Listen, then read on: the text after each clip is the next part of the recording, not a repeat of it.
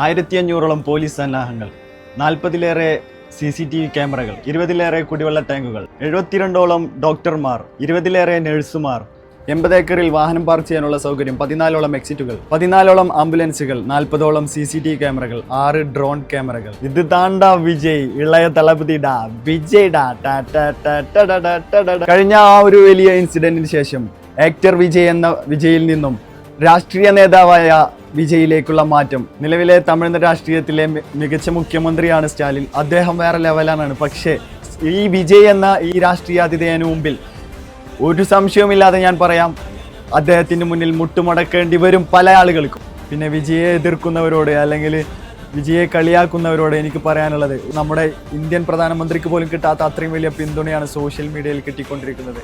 തമിഴ് മക്കളുടെ മനസ്സും കീഴടക്കി കഴിഞ്ഞു അദ്ദേഹം.